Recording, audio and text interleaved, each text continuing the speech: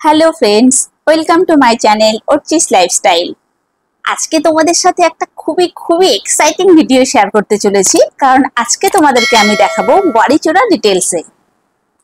আগের ভিডিওটিতেই আমি কভার করেছি ইমাংরি থেকে ওয়ারিচুরা পৌঁছানোর রাস্তাটুকু, যেখানে ডিটেলসে তোমাদেরকে দেখিয়েছি 9 কিলোমিটার অফরোডিং আর 2 কিলোমিটার ট্রেকিং। তো যাই হোক, রাস্তার সমস্ত চ্যালেঞ্জেস পেরিয়ে ঠিক সকাল 9টার সময় আমি পৌঁছে গেছি ওয়ারিচুরা। আর এখানে পৌঁছে চোখের সামনে যা দৃশ্য দেখতে পাচ্ছি, তাতে রাস্তার ক্লান্তি অটোমেটিকলি ভুলে গেছি। তাহলে চলো চটপট দেরি না করে ভিডিওটি শুরু করা যাক। যার শুরুটাই এত সুন্দর, ভেতরে না জানি আরো কত সুন্দর হবে।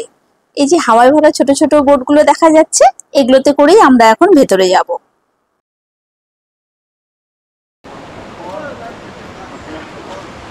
ফাইনালি ওয়ারিচুরায় পৌঁছে গেছি। দেখো, এটা তো শুধু স্টার্টিং, ভেতরে আরো কি কি অপেক্ষা করছে। চলো যাই, বাকি যা কিছু হবে সব শেয়ার করছি তোমাদের সাথে।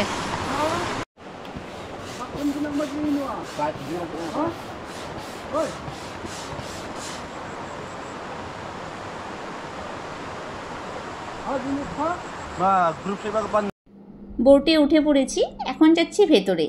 এখন থেকে জলের এত ভাইব্রেন্ট সি গ্রিন কালার বোধহয় ছবিতেও দেখা যায় না। খুব রিসেন্টলি সচিন তেন্ডুলকর মেঘালয়ে এসে এখানকার জলের কালার নিয়ে খুব প্রশংসা করেছে, যেটা সোশ্যাল মিডিয়াতে খুব ভাইরাল হয়।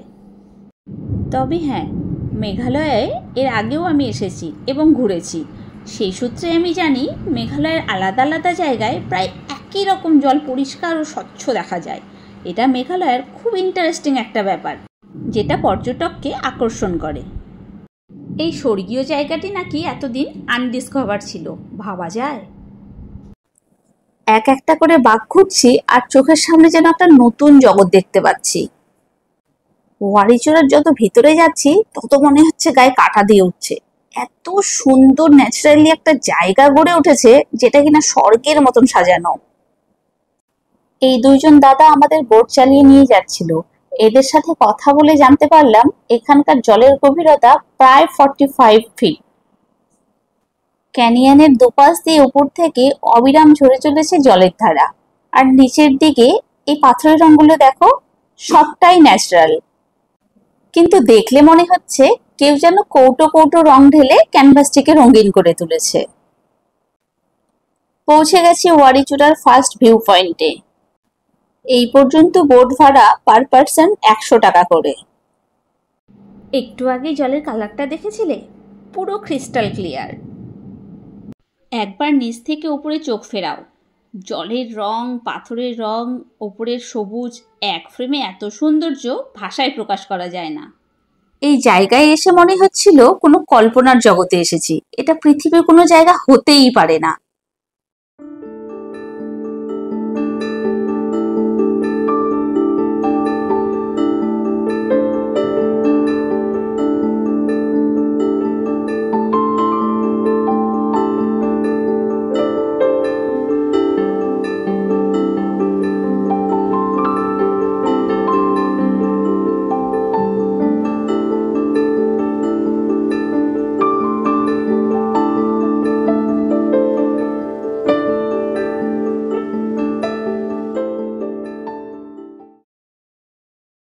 তবে এটাই শেষ নয়, এই জায়গাটি থেকে আরও সামনের দিকে যাওয়া যায়।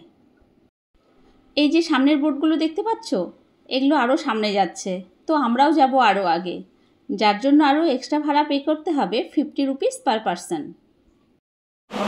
অর্ধেকটা আমরা এলাম, এবার যাচ্ছি এরপরে হাফ রাস্তা। এই জায়গাটাতে আবার জল নেই, এখানে বোটটাকে কাঁধে করে নিয়ে এসে তারপরে আবার সামনে যাচ্ছি একদম ভেতরটাতে। তো যাই, মানে এখন কিছু বলার আর ভাষা খুঁজে পাচ্ছি না। দেখি এতটাই মুগ্ধ আমি, পুরো সার্থক ট্রিপ। মানে যতগুলো ট্রিপ মানে করেছি তার থেকে মনে হয় এটা বেস্ট। প্রত্যেকটা ট্রিপেই তাই মনে হয়। দারুণ লাগছে, দেখো তোমরা শুধু ভিউটা।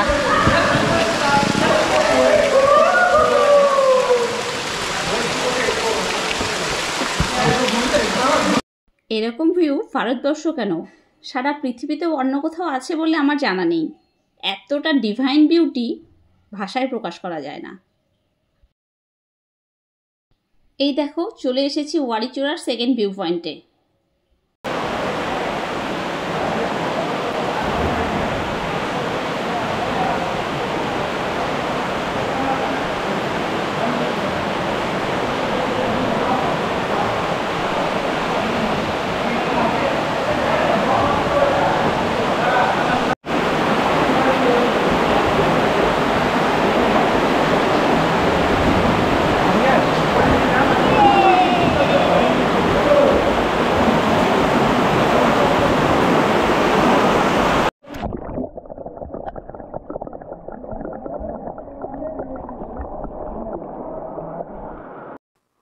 প্রকৃতির এই প্রবল হাতছানি অস্বীকার করা অসম্ভব। মনে হচ্ছে যেন আরো সামনে এগিয়ে যাই, কিন্তু দুঃখের বিষয় আর সামনে যাওয়া যাবে না। টুরিস্টদের এই পর্যন্তই আসতে দেওয়া হয়, আর সামনে যাওয়ার পারমিশন নেই। মনে হচ্ছে এখানে ঘড়ির কাঁটা স্থির হয়ে গেছে, সময় থেমে গিয়েছে। সারাটা দিন বসে থাকলেও যেন কম হয়ে যাবে। মনে হবে আরো কত কিছু দেখার ছিল, আরো কত কিছু ফিল করার ছিল। তোমরা কেউ স্বর্গ দেখেছো? স্বর্গ দেখতে চাও? তাহলে দেখো আমার সাথে।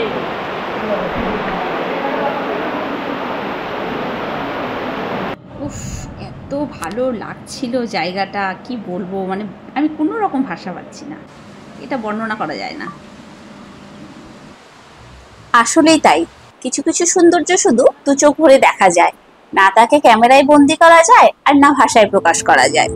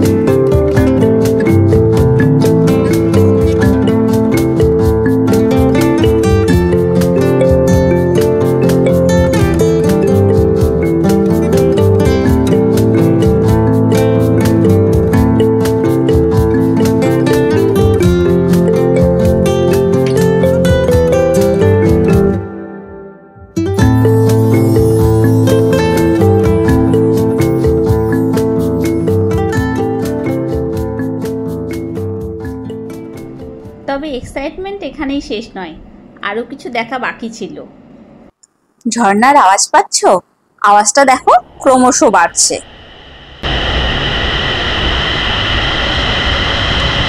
যারা ওয়ারিচুরাতে ঘুরতে আসে, এখানে কিন্তু ম্যাক্সিমাম লোক এই ঝর্ণাটা মিস করে যায়। সচরাচর এর ভিতরে কেউ আসে না। তোমরা যারা ওয়ারিচুরা ঘুরতে আসবে, এই জায়গাটা কিন্তু একদম মিস করবে না, বিশেষ করে শীতকালে। শীতকালে এই ঝর্ণার উপর সূর্যের আলো যখন পড়ে, তখন কিন্তু রেইনবো দেখা যায়। আগে এখানে কায়াক নিয়ে একদম ঝর্ণার নিচ অব্দি যাওয়া যেত, তবে এখন আর কায়াক চলে না। আমরা এই ঝর্ণাটির কাছে আসবো বলেই ছোট বোট নিয়েছিলাম, কিন্তু এই বোটও স্ট্রাগল করার পরেই ভেতরে ঢুকতে পেরেছে। ওপর থেকে দেখো একবার, তাহলেই বুঝতে পারবে ক্যানিয়নের এই মাঝের গলিটা কতটা সরু। এত স্পিডে ঝর্ণার জলটা পড়ছে, ঝর্ণাটা পুরো দুধের মতো সাদা লাগছে।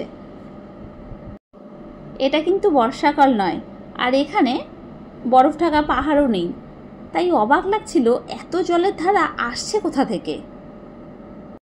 আমরা যারা প্রকৃতিকে ভালোবাসি, তারা সবসময় এই দৃশ্যগুলোই দু চোখ ভরে দেখতে চাই। তাই মনে হয় সবসময় কিভাবে কি হচ্ছে এগুলোর উত্তর না খোঁজাই ভালো। দেখো বেরোনোর সময় কিভাবে মানে বোটটাকে টেনে হিঁচড়ে বের করতে হচ্ছে। এগুলো তো হাওয়ায় ভরা বোট, তাই আমার ভয় লাগছিল যদি পাথরে ঘষা লেগে ফুটো হয়ে যায়।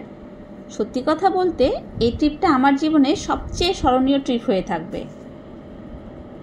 আমি বহু জায়গায় ঘুরে বেড়াই, সেই সূত্রে আমি তোমাদেরকে বলতে পারি ওয়ারিচুরা আমার most recommended place. Top top foreign ডেস্টিনেশনের থেকেও কোনো অংশে কম নয় আমাদের এই ওয়ারিচুরা। তাই শরীর সুস্থ থাকতে থাকতেই একবার হলেও ঘুরে নিও এই ওয়ারিচুরা।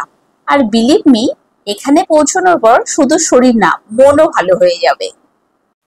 মোটামুটি 3-3.5 ঘন্টা ওয়ারিচুরার প্রত্যেকটা কোণাকে উপভোগ করেছি। এখন আমার ওয়ারিচুরাকে বিদায় জানানোর পালা। আসার সময় ঠিক যতটা পথ নিচে নেমেছিলাম, এখন ঠিক ততটা পথ আবার উপরে উঠতে হবে।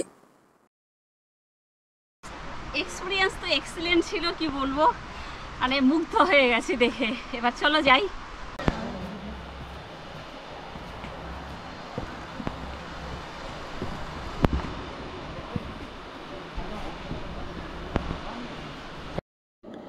এই যে দেখো ফেরার রাস্তা, এই রাস্তা দিয়ে তখন আমরা নেমেছিলাম, কিন্তু এখন তো উঠতে হবে, নামলে তো উঠতেই হবে, কিছু করার নেই।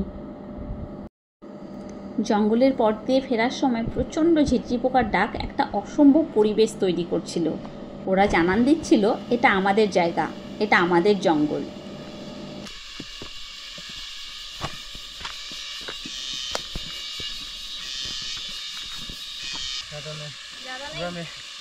अब तो ऐसे ही होता है ना, 5 मिनट करके बोल रहे हो आप। अभी तक पहुंचे नहीं, 5 मिनट हुआ नहीं आपका।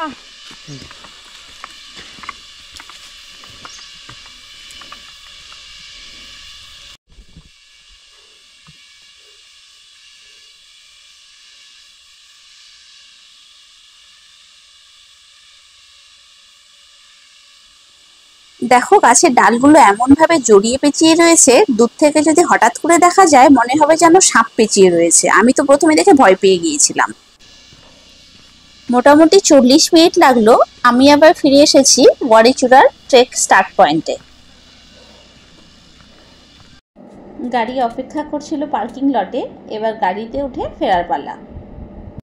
সকালবেলা আসার সময় আকাশে কুয়াশা ছিল, এই জন্য আশেপাশের ভিউটা ভালো বোঝা যায়নি। এখন কি দারুণ লাগছে। এখানে ওয়ারিচুরা পৌঁছানোর রাস্তাটা ওভারঅল খুবই বাজে, কিন্তু এখানে যা প্রাকৃতিক সৌন্দর্য রয়েছে তার টানে দেশ বিদেশে বহু পর্যটক এখন আসছে। ওয়ারিচুরা পৌঁছানোর রাস্তাঘাট বা যোগাযোগ ব্যবস্থা যদি আরেকটু ভালো হয় তাহলে এটা ইন্ডিয়ার একটা অন্যতম ট্যুরিস্ট ডেস্টিনেশন হবে। তবে প্রচুর ট্যুরিস্টের আনাগোনা প্রাকৃতিক সৌন্দর্যকে নষ্ট করে দেয়। তাই বন্ধুরা, তোমাদের কাছে অনুরোধ থাকলো এই রকম জায়গায় ঘুরতে আসলে পরিবেশের কথাটা মাথায় রেখো। চেষ্টা করো শুধু স্মৃতিটুকু নিয়ে যেতে, নোংরা আবর্জনা বা প্লাস্টিক না ফেলে যেতে। যেমন পাহাড়ে অনেক সময় লেখা থাকে leave nothing but take only memories, ঠিক তাই ওয়ারিচুরা আসার বেস্ট টাইম হচ্ছে অক্টোবর-নভেম্বর মান্থ। সেই সময় ওয়ারিচুরাতে রেইনবো দেখার চান্সেস ভেরি হাই।